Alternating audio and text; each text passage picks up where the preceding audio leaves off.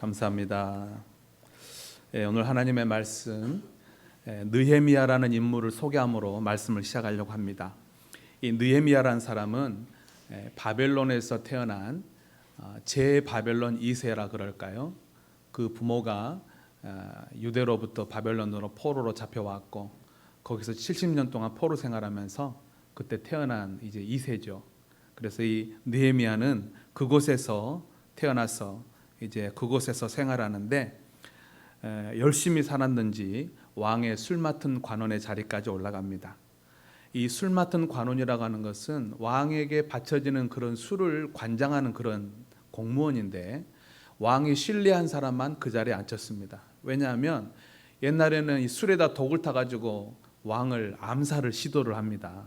그러니까 신뢰하지 않으면 그 자리에 사람을 앉힐 수가 없는 거예요. 그래서 신뢰하는 사람만 왕의 술 맡은 관원의 자리에 앉히게 되는데 이 느헤미야는 바벨론 사람도 아닌데 왕이 신뢰해서 그 자리에 앉혔습니다. 그래서 느헤미야가 그 관직을 잘 이렇게 하고 있는데 어느 날 유다로부터 형제가 찾아옵니다. 그러면서 그 유다 예루살렘이 성이 허물어지고 성문은 불타고 남아있는 백성들은 주변 이방 민족들에게 또 몹쓸 짓을 당하고 이런 이야기들을 전해주는 거예요. 그때 느헤미야가 그 이야기를 듣고 굉장히 슬퍼합니다. 그러면서 금식하면서 기도를 해요. 아마도 느헤미야 마음속에 거룩한 부담감을 갖게 된 것 같아요. 내 고향, 내 나라, 그곳의 형편을 전해 듣고 마음이 움직이기 시작했어요. 그래서 이 느헤미야가 왕에게 부탁을 합니다. 왕이시여, 제가 내 고향, 내 나라에 돌아가서 그 무너진 예루살렘 성벽을 다시 짓기를 원합니다 라고 부탁을 해요. 근데 이 왕이 또 흔쾌히 허락을 해주죠. 그래서 군사도 내주고 또 여러 가지 재정도 내주고 또 조서를 온 나라에 또 반포를 합니다. 그래서 이 느헤미야가 이 1000km가 넘는 먼 길, 약 넉 달이 넘는 그런 긴 여정을 마치고 예루살렘에 도착을 합니다. 그리고 예루살렘에 도착해서 백성들을 이제 설득하는 거예요. 우리가 이 무너진 예루살렘 성벽을 다시 지읍시다. 그러면서 백성들을 설득해 가지고 이제 성벽 건축이 시작됩니다. 모든 백성들이 한 마음이 돼 가지고 서로 협력해서 이제 성벽을 짓게 되는 것이죠. 그런데 여러분, 안타깝게도 모든 백성들이 다 힘을 합한 건 아니에요. 그 중에는 정말 함께 협력하지 않고 방관자로 남아있던 사람들이 있었습니다. 3장 5절을 봅시다. 그 귀족들은 그들의 주인들의 공사를 분담하지 아니하였으며.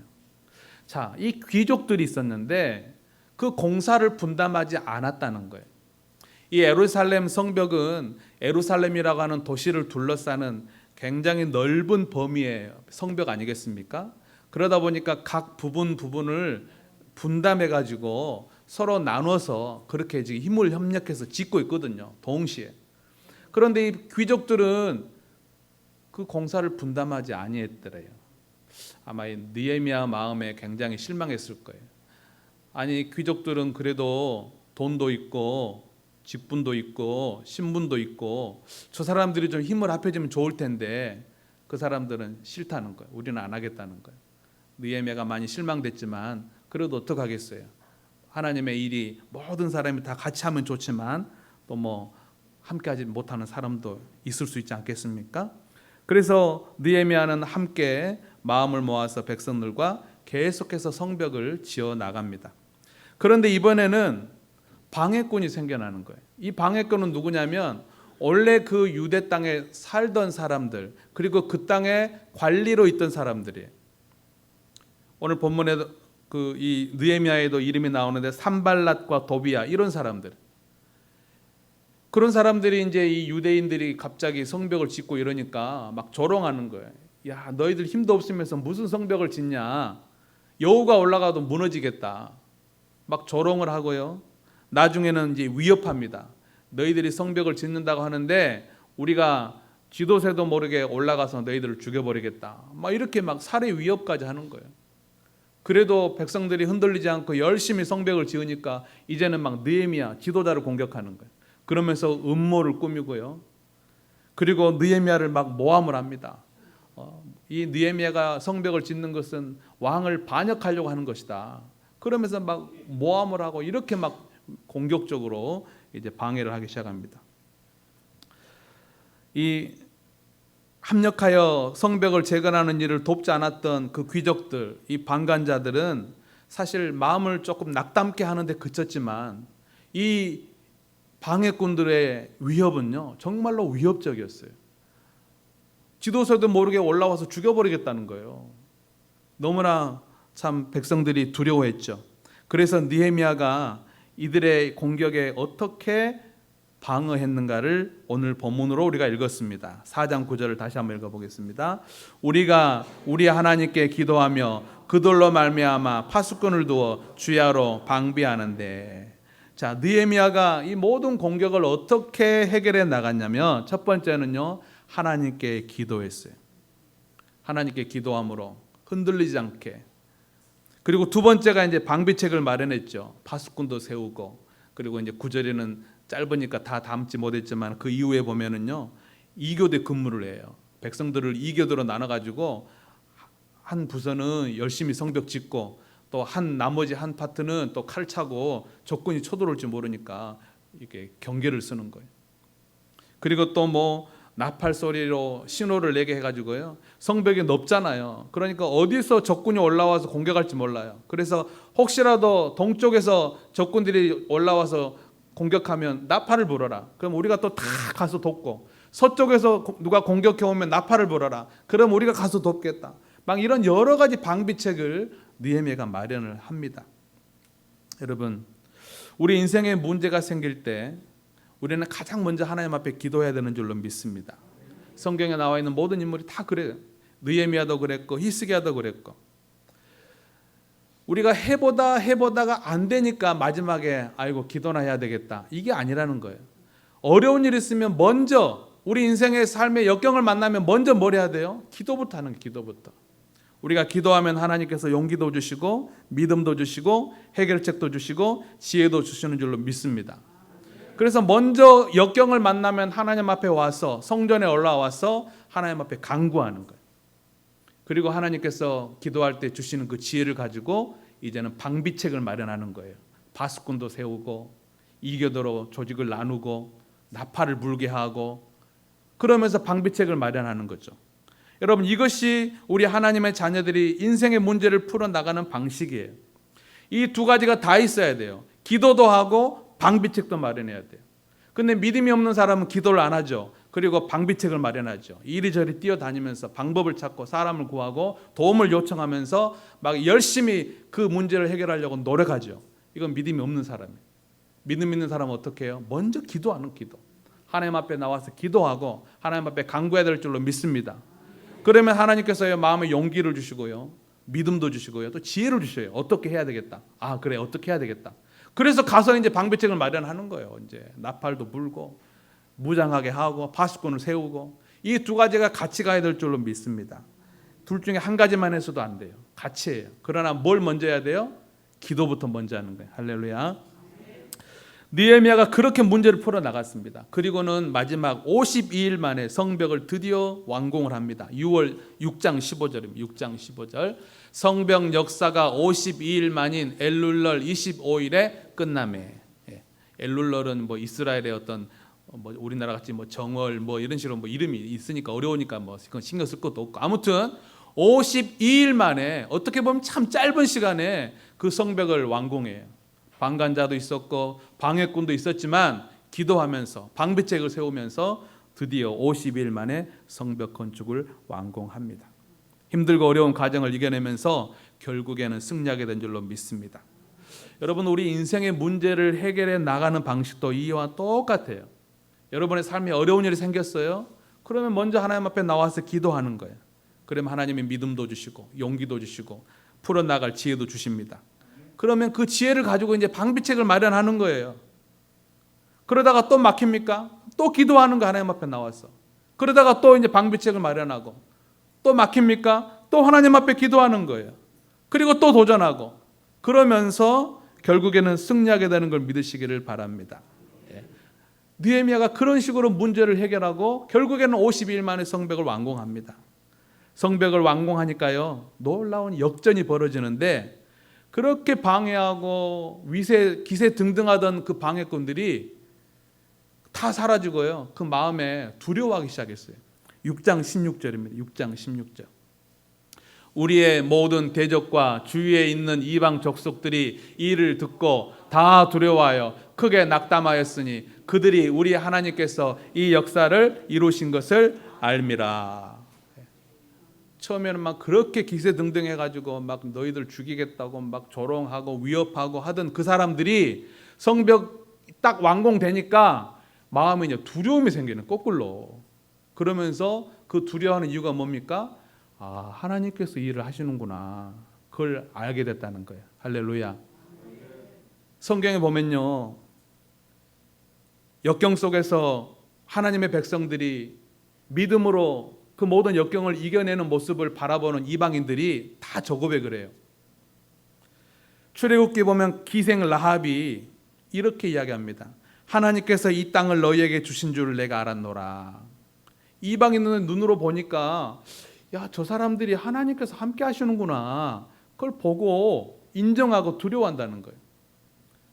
여러분, 다니엘서 보시면 다니엘의 신앙생활을 보게 된 그 나라의 최고 권력자 왕이 다니엘에게 뭐라고 이야기합니까? 너희 하나님은 참으로 모든 신들의 하나님이시다. 다니엘을 보니까 하나님이 진짜 계시고 모든 왕보다, 모든 신보다 높으신 분이라는 걸 이 왕이 알게 된 거예요. 하나님을 찬송하라. 우상에게 절하지 않은 종들을 구원하셨도다. 이 권력자가 그들을 풀무불에 빠뜨려서 다 불태워 죽이려고 하는데 살아나는 그걸 보면서 야, 하나님이 저들을 구하시는구나, 그걸 알게 됐다는 거예요. 저는 우리 교회 성도들의 삶 속에서 이런 일이 나타나게 될 줄로 믿습니다. 여러분들이 역경을 이겨내며 믿음으로 살아가는 그 모습을 보면서 안 믿는 세상 사람들이 그걸 보는 거예요. 야, 저분은 어떻게 저런 역경 속에서, 저런 어려움 속에서 늘 두려워하지 않고 저렇게 감사할 수가 있지? 아, 정말 하나님이 계시구나. 할렐루야. 이런 일이 여러분의 삶에도 일어나시길 바랍니다. 거문도에 가면 덕천교회라고 있습니다. 우리 교회 청년들 중에서도 덕천교회 출신이 있죠. 저도 작년엔가 재작년엔가 이제 그 거문도에 있는 우리 교단 7교회를 돌아보기 위해서 갔을 때 이제 우리 교회 거문도에서 학생하다가 이제 요수로 이렇게 고등학교로 나오고 지금은 이제 대학생 된 그런 청년들이 몇 있잖아요. 그래서 그 청년들 출신이 바로 그 거문도 덕천교회. 저도 가봤죠. 그래서 목사님한테 인사도 하고 그랬더니 그 목사님도 알죠. 여기서 자라난 우리 학생들이 여수 나가서 고등학교 다니고 또 교회는 한빛교회로 간다. 그리고 한빛교회를 졸업하면 고3 때 뭐 100만 원 적금 통장도 만들어준다, 다 알고 있더라고요. 그래서 너무나 좋은 일 하신다고 막 고마워하시더라고요. 그 목사님이 처음 뵀는데. 그래서 저도 인사도 하고 또 그 우리 청년 이름이 뭐죠? 동현이 어머니도 만나고. 어머니 혼자 거기 이제 사시는데 무슨 뭐 전기세 고지서 뭐 나눠주는가 뭐 그런 거 하신가, 차 타고 막 거문도 일대로 돌아다니시는. 그래서 동현이 어머니도 만나 뵙고. 그래서 그분이 그 목사님이, 그 덕천교회 목사님이 이제 덕천교회도 건축을 해야 되는데 건축하게 되면 한빛교회에서 좀 많이 도와주십시오 그러더라고요. 저도 예 그랬지만 속으로 내 거가 석자다 그랬죠. 그런데 그 거문도 덕천교회 원용현 권사님 이야기가 어제 제가 그 신문을 보는데 그 기자가 그 글을 실어놓은 거예요. 제가 이제 주의 깊게 봤어요. 그 내용을 한번 읽어드릴게요. 한번 여러분 한번 잘 들어보세요. 거문도는 다도의 최남단의 섬이다. 1934년 그 섬 거문리에서 그저 이슬처럼 왔다가 사라지는 인생 원용현 권사가 태어난다. 1934년이면 우리 황복순 권사님 똑같아요. 그러죠? 갑자기 물어보니까 당황하셨습니까, 권사님? 우리 황복순 권사님이 1934년생이에요. 그러니까 그 덕천교회 우리 황복순 권사님 정도 나이 되시는 권사님 이야기입니다. 원용현 권사님 이야기. 하지만 우리 어머니 세대가 그러하듯 원용현은 시집을 잘못 가 신세를 망친다. 시집은 솥단지조차 쪼개져 있는 오막살이 집이었다. 휴전협정 무렵 그의 남편은 군에 갔다. 시댁 식구들은 대추나무 연걸리듯 많았다. 시모는 일찍 죽고 시부는 술만 먹었다면 술 안 사준다고 며느리의 머리채를 치고 팼다. 제대한 남편은 자기 집에 첩을 들여 아들을 낳았다. 첩은 곧 도망가고 그 아들을 원용현 권사가 거뒀다. 1960년대 중반 시아버지도 고등업에 중개상 하던 남편도 병사했다. 그는 첩의 아들을 포함해 사남 일녀와 살아남아야 하는 청상 과부가 됐다. 위로받을 곳은 아무데도 없었다. 원용현은 살기 위해 예배당을 찾았다. 하지만 생활은 달라지지 않았다. 남의 집 똥푸기, 밭 갈아주기, 화물선 모래 푸고 벽돌 찍어 나르기, 홍합과 해초 채집, 연탄 배달, 얼음 공장 노동, 채소 재배와 양봉, 새끼줄 용도의 칡줄기 수확해 내다 팔기, 칡줄기를 자르다가 바위에서 추락, 절뚝거리는 장애인이 되고 말았다. 하지만 그는 그 몸으로 벽돌을 찍어 예배당을 올렸다. 그게 지금의 거문도 덕천교회다. 교회 벽돌 찍느라 파농사 망치고 있다고 동네 사람들이 정신 나간 년이라고 했다. 그러나 오히려 출하 시기를 놓친 파의 가격은 되레 2배, 3배, 배추는 10배를 더 받곤 했다. 원용현은 자식들 교육시킬 돈이 없었다. 등록금이 없어 교회 집사에게 갔다가 꾸지 못하고 쩔쩔매자 그 집 문간방 사는 아저씨가 선뜻 빌려줬다. 이자 쳐서 갚으려 하자 한사코 거절했다. 술 한 대 받아주었다. 막내딸은 중학교에 보내지 못했다. 중학교 뒷산으로 나무하러 보냈는데 운동장 친구들을 보며 울기만 하다 왔다. 한데 어느 날 초등학교 교장 선생님이 장학금을 줘서 진학시켰다.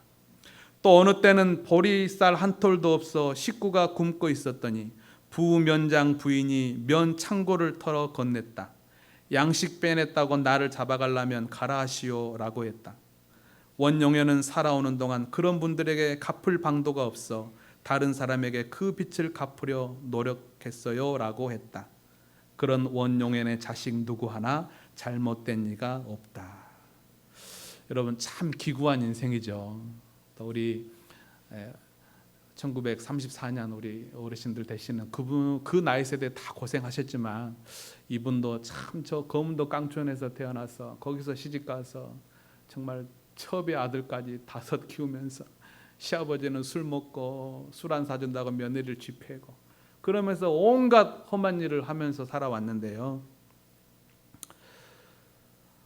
얼마나 많은 눈물을 흘렸겠어요.